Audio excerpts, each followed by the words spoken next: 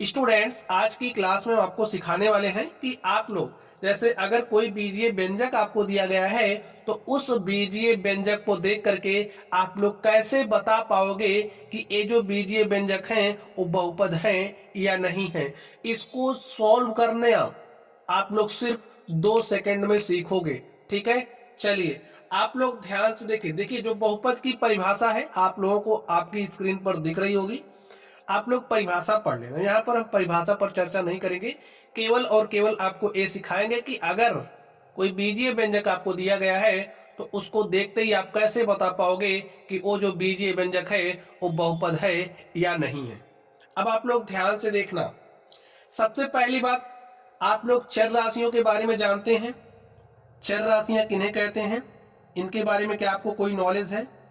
देखिए जैसे अगर आपको कोई भी एक्स वाई जेड टी इस तरीके से दिख रहे हैं जिनके मान कभी किसी क्वेश्चन में कुछ दूसरा आ रहा है, किसी दूसरे में कुछ दूसरा आ रहा है, तो ये हमारी क्या कहलाती है? चर राशियां कहलाती है। जिनके जो मान है स्थिर नहीं होते, बदलते ही रहते हैं, तो ये हमारी चर राशियां होती है। अब आप लोग देखोगे क्या, आपको सिर्फ और सिर्फ यही देखना है कि आपका जो भी बीजीय व्यंजक है उसमें जो भी चर प्रयुक्त हुआ है। जैसे समझिए आपके पास कोई बीजीय व्यंजक है, उसमें कुछ इस तरीके से चर हमारा प्रयुक्त हुआ है। अब बताइए इसमें चर कौन सा है? एक्स है।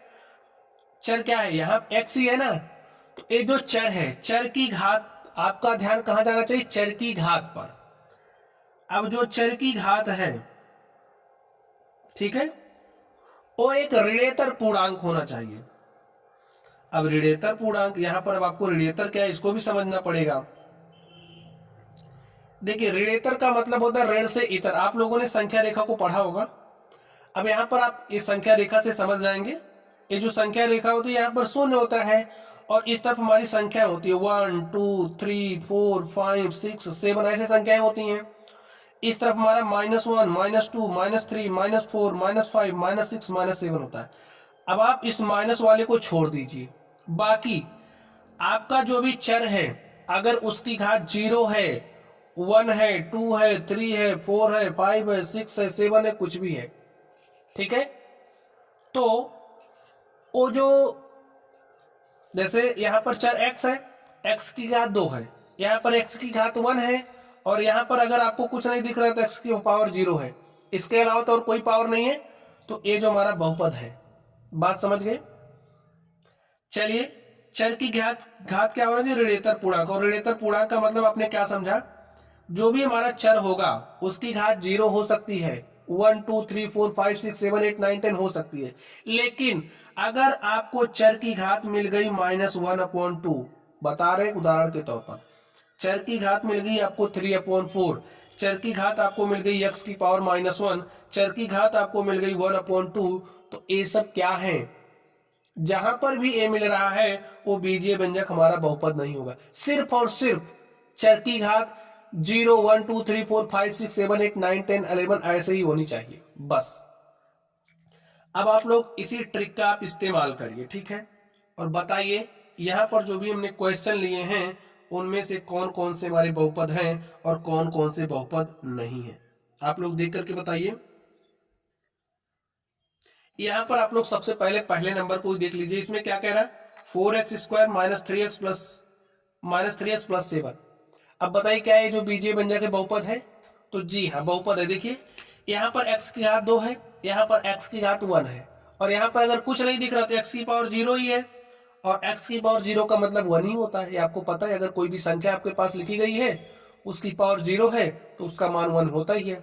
तो यहाँ पर देखिए 0 पावर है, 1 है, 2 है, क्या इसके अतिरिक्त और कुछ मिल रहा? नहीं मिल रहा। तो ये क्या है? ये जो बीजीय व्यंजक है हमारा एक बहुपद है। यहाँ पर ध्यान से देखिए, अब चर के रूप में क्या प्रयुक्त हुआ? y, और y की घात क्या है? 2 है, एक ऋणेतर पूर्णांक है, ये भी हमारा एक बहुपद है। यहाँ पर देखिए 3। अब अगर कोई भी संख्या लिखी गई, जैसे यहाँ पर बीजीय व्यंजक क्या है, यहाँ पर चर क्या है? t है और t का अंडर रूट। अब अगर अंडर रूट लिखा है तो इसका मतलब क्या है भाई? t की पावर 1/2, इतना तो आप लोग जानते ही है। अंडर रूट का मतलब t की पावर 1/2। देखिए अब जो चीज चर है, चर की घात आपकी क्या हो रही है? 1/2 ना। क्या एक ऋणेतर पूर्णांक है? नहीं है। जब एक ऋणेतर पूर्णांक नहीं है तो ये क्या है, बहुपद नहीं है। ठीक है, चलिए आप लोग यहाँ पर ध्यान से देखिए, y प्लस 2/y दिख रहा है आपको, यहाँ पर y की पावर 1 है, ये तो ठीक है, लेकिन यहाँ पर देखिए क्या y की पावर एक ऋणात्मक पूर्णांक है। अब अगर आपके पास इस तरीके से लिखा गया है 1/y, यहाँ पर कुछ नहीं दिख रहा तो इसकी पावर 1 है, और इसको जब आप ऊपर लेकर के जाओगे तो पावर -1 हो जाएगी, और y की पावर -1 देखिए क्या एक ऋणात्मक पूर्णांक है, नहीं है, इसलिए ये जो बीजीय व्यंजक है वो एक बहुपद भी नहीं है। कारण समझ गए आप लोग। चलिए आगे देखिए, यहां पर ध्यान से देखिए, अब क्या दिए 2x, x की पावर देखिए बीजीय व्यंजक क्या है 2x है, और जो चर चर क्या है x है, और x की पावर आप क्या देख रहे हो, x की पावर अगर भाई ऐसे लिख दिया गया इसका मतलब पावर 1 है, तो यहाँ पर x की पावर क्या है 1 ही है, 1 एक क्या है एक ऋणात्मक पूर्णांक है, तो इसलिए हमारा क्या है बहुपद है। अब यहाँ पर आप लोग ध्यान से देखिए, चर क्या है x है, केवल आपको चर पर ही ध्यान देना है और चर की घात पर, चर चर की घात। ठीक है, तो चर क्या है x है, x की घात क्या है कुछ नहीं दिख रहा तो 1 है, x की पावर 1 का मतलब 1 ही होगा, तो यहां पर ये क्या है बहुपद है। यहां पर देखिए 2 है, क्या 2 एक बहुपद है, तो जी हाँ, क्यों, देखिए 2 को आप 2 इंटू में x की पावर 0 या फिर कोई भी चर आप ले सकते हो, की पावर में 0 लिख ही सकते हो, तो एक बीजीय व्यंजक बन गया। और ये जो चर चर देखिए क्या है x हमने लिया है तो x है, और x की पावर क्या है एक ऋणात्मक पूर्णांक है, जी हाँ, तो ये क्या है बहुपद है। आप लोग समझ पा रहे होंगे। ठीक है, अब यहां पर आप लोग ध्यान से देखिए, अगले प्रश्न में क्या दिया है, √3x² माइनस 2√3x + 5। देखिए आपका जो ध्यान है वो चर पर ही होना चाहिए, चर का गुणांक क्या है इससे कोई मतलब नहीं, यहाँ पर √3 लिखा इससे आपका कोई मतलब नहीं, यहाँ पर √3 लिखा इससे कोई मतलब नहीं, आपका मतलब जो चर प्रयुक्त हुआ है उसी से होना चाहिए। अब यहाँ पर चर क्या है x है, और x क्या देखिए क्या है 2 है, 2 क्या ऋणात्मक पूर्णांक है, जी हाँ, लेकिन अभी यहाँ पर भी आपको देखना पड़ेगा, यहाँ पर x है और x की पावर 1 है, तो ये भी ऋणात्मक पूर्णांक ही है, यहाँ पर x की पावर 0, तो यानी कि x की पावर जो भी है यहाँ पर वो एक ऋणात्मक पूर्णांक है, तो ये क्या है बहुपद है। अब इसमें आप ध्यान से देखिए x² है 4x है, तो ये भी क्या है बहुपद है। यहाँ पर ध्यान से देखिए, अब इसको आपको देख करके बताना है कि क्या एक बहुपद है या नहीं, इसको आपको कमेंट बॉक्स में कमेंट करके बताना है। तो यहाँ पर आप लोग ध्यान से देखिए x है, चलिए इसको हम आपको नहीं बता रहे, आप लोग कमेंट करके बताना है। ठीक है, आप लोग ध्यान से देखिए अगले प्रश्न को, इसको 11वें नंबर को, तो यहाँ पर देखिए x की पावर क्या है, चर क्या है पहले बताइए, x है ना, और चर की घात क्या है, यहाँ पर 3 है, यहाँ पर 2 पावर है, यहाँ पर 1 है, यहाँ पर कुछ नहीं दिख रहा तो चर की पावर 0 है, यहाँ पर पावर 0 है, यहाँ पर 1 है, यहाँ पर 2 है, यहाँ पर 3 है, तो सब ऋणात्मक पूर्णांक ही है ना, तो ये क्या है बहुपद है। अब यहाँ पर आप लोग ध्यान से देखिए, यहाँ पर आपको x² तो मिल रहा है, यहाँ पर पावर 1 है, इस पावर को जब आप ऊपर ले जाओगे तो आपको x की पावर -1, यहाँ पर पावर तो एक ऋणात्मक पूर्णांक है लेकिन क्या यहाँ पर है, नहीं है, तो जब नहीं है तो ये जो बीजीय व्यंजक है वो बहुपद भी नहीं है।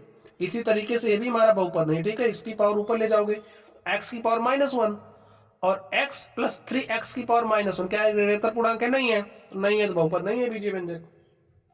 चलिए इसको आप लोग ध्यान से देखिए, यहाँ पर क्या है 2x², ठीक है, ये तो ठीक है, -3 देखिए √x है, इसका मतलब क्या है x की पावर 1/2 + 1।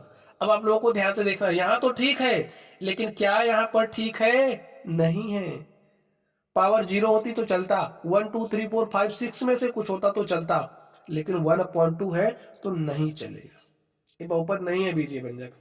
चलिए अगले क्वेश्चन पर ध्यान दीजिए, यहाँ पर दिया x² + x पावर -2 + 7। अब देखिए यहाँ पर x² है, ठीक है, लेकिन यहाँ पर क्या हो रही पावर -2, तो बहुपद नहीं है। ठीक है, 3x² - 3x + 1, यहाँ पर ध्यान से देखिए x की पावर 2 है, ठीक है, 1 है, ठीक है, यहाँ पर 0 है तो ये भी ठीक है, तो ये क्या है बहुपद है। समझ गए आप लोग। अब आप लोग एक सबसे बढ़िया से ट्रिक समझ लीजिए, ट्रिक क्या है, आपसे किस तरीके से क्वेश्चन पूछे जा सकते हैं, आपको केवल और केवल क्या देखना रहेगा, अगर ये होगा आप उसको एक बहुपद कह दोगे, ठीक है, आपको कोई बीजीय व्यंजक तो देगा ही देगा एग्जाम में, ठीक है। आपको देखना है जो भी चर पर युक्त हुआ है, ठीक है, चर। चलिए चर लिख देते हैं। चर में आपको एक्स वाई जेड कुछ भी हो सकता है, इसके अलावा भी कुछ चर हो सकता है, टी बाकी वगैरह वगैरह कुछ दे सकता है, ठीक है। आपको देखना है उसकी घात, चर की घात, जितने भी, जैसे कोई बीजीय व्यंजक दिया है उसमें जितने भी चर प्रयुक्त हुए सबकी घात देखना है आपको।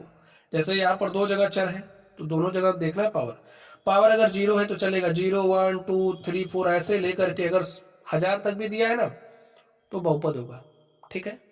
चर की पावर आपको देखना है। जैसे यहाँ पर y+2/y, तो यहाँ पर चर की पावर 1 है, यहाँ पर -1 हो रहा है, बहुपद नहीं है। अभी हमने जिस तरीके से एग्जांपल्स लिया, आप लोगों ने एग्जांपल्स को लेकर के समझ लिया होगा। तो चलिए आज की क्लास में बस इतना ही।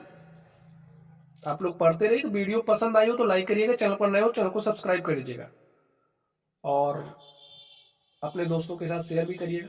चलिए आप लोग पढ़ते रहिए। Thank you.